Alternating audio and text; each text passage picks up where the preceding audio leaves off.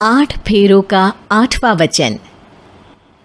स्वाति ने इसी साल शहर की कॉलेज से पढ़ाई पूरी की है और अब उसके लिए जगह जगह से रिश्ते आने लगे हैं।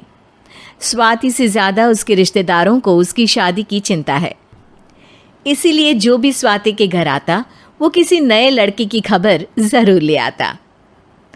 अरे दीदी, ये फोटो देख के बताओ कैसा है। राहुल नाम है लड़के का, मेरी सहेली की बहन का बेटा है। अपनी स्वाति के साथ एकदम प्यारी जोड़ी लगेगी इसकी। ज़रा दिखाना, फोटो तो बढ़िया लग रहा है। कोई गलत आदत वादत तो नहीं है ना इसे? और कमाता कितना है? अरे कोई गलत आदत नहीं है दीदी, आप कहो तो एक मीटिंग करवा देती हूँ, फिर सब कुछ फाइनल कर लेना। हाँ हाँ, ये सही कह रही हो तुम। संडे को स्वाति के पापा भी घर पे ही रहेंगे।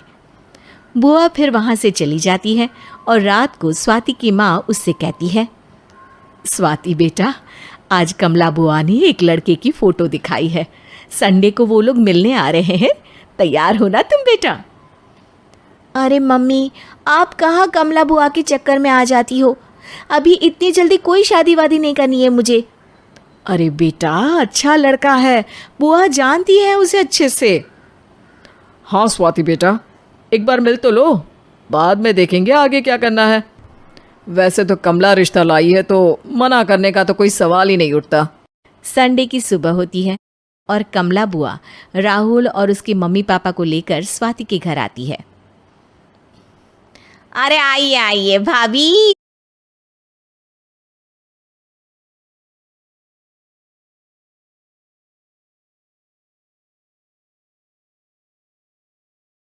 अपना ही घर समझिए, इनसे मिलिए। ये मेरे भैया और ये मेरी भाभी हैं। नमस्ते भाभी जी, ये है हमारा लड़का राहुल, सरकारी नौकरी की तैयारी कर रहा है ये। वैसे आपकी बेटी कहाँ है? अरे स्वाति बेटा, बाहर आ जाओ। वैसे कितनी पढ़ाई की है स्वाति ने? जी, पोस्ट ग्रेजुएट है हमारी बेटी साइंस में। ये सब तो ठीक है, पर घर संभालना जानती है या नहीं? हमें कौन सी इससे नौकरी करवानी है? नौकरी तो मेरा बेटा करेगा ही। पर मैंने इतनी पढ़ाई की है और आप चाहती हैं कि मैं घर पर ही बैठी रहूं? अरे स्वाति बेटा, ये बड़ों की बात में तुम कहाँ बोल पड़ी? हम सब देख लेंगे क्या करना है क्या नहीं। हम तो इसी बात पर विश्वास करते हैं कि घर के लड़कियां घर में ही रहे तो ज़्यादा अच्छा रहता है। वरना भाई साहब, आप तो आजकल के हाल जानते ही हैं, कितनी घटनाएं होने लगी हैं औरतों के खिलाफ। स्वाति बेटा, रसोई का काम तो पूरा जानती हो ना? शादी के बाद तुम्हें ही संभालना है वो सब। अरे बहुत अच्छा खाना बनाती है ये, आप सब लोग इसकी तारीफ करते नहीं थकेंगे। लो भाई, हो गई मीटिंग, अब शादी की तारीख फाइनल कर लेते हैं। क्यों भैया? भाई, हम तो पंडित जी से चर्चा करने के बाद ही तारीख फाइनल करेंगे। सालों से हम उनकी बातें मानते हुए आ रहे हैं। लड़के वाले और कमला बुआ की बातें सुनकर स्वाति एकदम नाराज़ हो जाती है और उसे लगने लगता है कि शादी के बाद उसे घर पर ही बैठना पड़ेगा। लेकिन घर वालों के आगे उसकी एक नहीं चलती और उसे शादी के लिए हाँ कहना पड़ता है। शादी का दिन आ जाता है और सब मंडप में जमा होते हैं। अब फेरों का समय हो गया है, अब कन्या अपने वर से 7 वचन मांगेगी।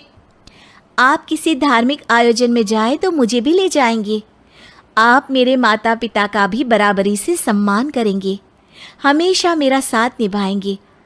आपको दोनों परिवार की जिम्मेदारियां बखूबी निभानी होगी। हर ज़रूरी बात में मेरी भी राय लेंगे। आप सभी गलत आदतों से दूर रहेंगे। आप मेरे अलावा किसी और औरत से कोई गलत संबंध नहीं बांधेंगे। ये 7 वचन पूरे हुए, वर क्या तुम्हें ये सारे वचन मंजूर है? जी हाँ पंडित जी, मैं सारे वचन अच्छी तरीके से निभाऊंगा। अरे वाह वाह, बढ़िया तरीके से सब काम संपन्न हो गया। तो इसी के साथ विवाह संपन्न हुआ। आज से ये दोनों पति पत्नी हुए।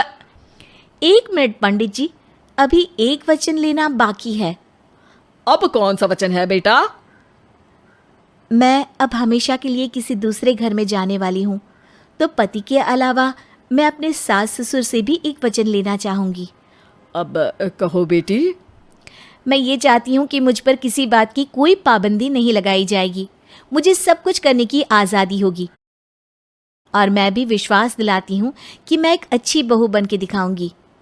स्वाति की बात सुनकर उसके ससुर एकदम चौंक जाते हैं और कुछ बोल नहीं पाते कि उतने में कमला बुआ बोल पड़ती है। अरे बेटा, ये भी कोई कहने की बात है? रानी बन के रहोगी तुम तो। वचन देने से पहले सोच लीजिए, क्योंकि शास्त्रों में वचन ना निभाने वालों के लिए नरक से भी बदतर सजा लिखी है। स्वाति की चालाकी से वहां मौजूद सब लोग प्रभावित हो जाते हैं और लोगों में बदनामी ना हो जाए, इस कारण स्वाति के सास ससुर को उसे वचन देना पड़ता है। और कैसी अपशकुन वाली बातें कर रहे हैं आप पंडित जी? हमें मंजूर है।